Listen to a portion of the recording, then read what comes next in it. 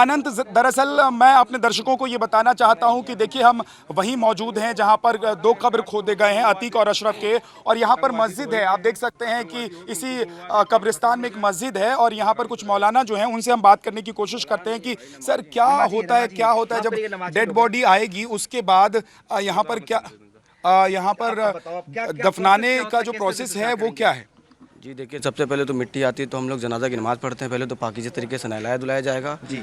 उसके बाद जो है कि हम लोग यहाँ से मिट्टी को लेकर के जाएंगे कब्र तक। फिर वहाँ पर कुछ हमारी होती है पढ़ने की, कुछ पढ़ा जाता है। फिर उसके बाद हम लोग 3 बार कलमा पढ़ करके मिट्टी डालते हैं। उसके बाद फिर फूल वूल डाल करके फिर फातिहा पढ़ा जाता है। उसके बाद काम खत्म। हम लोगों को कुछ ज़्यादा होता नहीं है। दरअसल कितने देर का वक्त लगेगा जब बॉडी यहाँ पे आ जाएगी? उससे बाद कितना देर मैक्सिमम लग सकता है? हमने कल देखा था असद की बॉडी आई थी, 1.5-2 घंटा लग गया था। 2 आवर तो लग ही जाएगा, 2 घंटा लगेगा। अच्छा, एक चीज बताइए कि कोई ऐसा वक्त भी है आज की शाम 4 बजे, 5 बजे, 6 बजे, 7 बजे? तो आप लोग अपडेट दे सकते हैं सामने से। आप लोग नहीं, यहाँ अगर मान लीजिए शाम को 6 बजे आते हैं, सूर्यास्त हो जाता है, उसके बाद क्या उनको दफनाया जा सकता है? 6 बजे के बाद, अगर मगरिब अभी रमजान का टाइम चल रहा है तो ईशा के बाद होगा मिट्टी। लोगों में ज़्यादातर जो नमाज के टाइम में ये रखा जाता है कि जो है असर की नमाज या जोहर की नमाज या ऐशा की नमाज में हो। ज़्यादातर अभी ये तो रखा जोहर की नमाज हो चुकी होगी। जोहर की हो चुकी है, अब असर की टाइम है बजाय। कितने बजे का टाइम है? असर का टाइम है या 5 बजे। 5 बजे। तो उसके बाद अगर डेड बॉडी आती है यहाँ पर, उसके बाद मगरिब का टाइम हमारा रहेगा 6:25 में मगरिब का टाइम है, तो मगरिब के बाद किया जा सकता है। तो रात को 8 बजे, 9 बजे, 10 बजे तक भी कर सकते हैं? कर सकते हैं जरूरत। इसका मतलब ये हुआ विनोद कि रात को भी किया जा सकता है। और दूसरी बात ये है कि आज ही, क्योंकि कब्र आज दोनों के खोद दिए गए हैं, तो आज ही दोनों को दफना भी दिया जाएगा।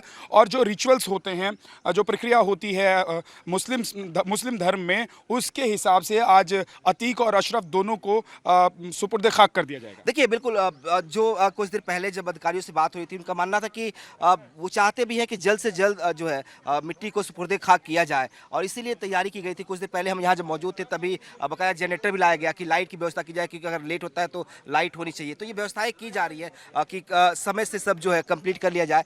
उम्मीद यही की जा रही है कि आज शाम को देर रात तक इसको जो लास्ट रिचुअल है उसे पूरा कर लिया जाए। अगर किसी कंडीशन में नहीं हो पाता है तो अर्ली मॉर्निंग, सुबह जब लोग सो के उठे तब तक जो है अंतिम संस्कार। एक चीज मैं जरा और अनंत दिखाना चाहता हूं, बताना चाहता हूं अपने दर्शकों को, और खास तौर से इस वक्त क्योंकि बहुत सारे ऐसे लोग होंगे जो अतीक के चाहने वाले होंगे, उनसे हमदर्दी रखते होंगे, तो उन लोगों को भी आज ये थोड़ा सा हम दिखा पाए अगर विनोद, कि देखिए असद का जो कब्र है वो ये यहाँ पर खोदा गया था और यहीं पर उसको दफनाया गया है। और इसके पीछे हम देख रहे हैं कि इस कब्रिस्तान में कई सारे हमको बोर्ड्स नजर आ रहे हैं। जी एक सेकंड रुकेगा आपको। दरअसल जो तस्वीरें हम आपको दिखा रहे हैं, ये आपको दिखाइए, इसके पीछे जो झाड़ी दिखाई दे रही है, इसके पीछे, ठीक पीछे अशरफ और अतीक की कब्र है। और जो दूरी है वो उनके पिता के कब्र से महज 1 कदम से भी कम की दूरी है। जैसे उनके पिता की कब्र है, ठीक बगल में अशरफ और अतीक की है। उनके माता पिता एक साथ हैं। बगल में कल असद को दफनाया गया। तो ये आप सोच सकते हैं कि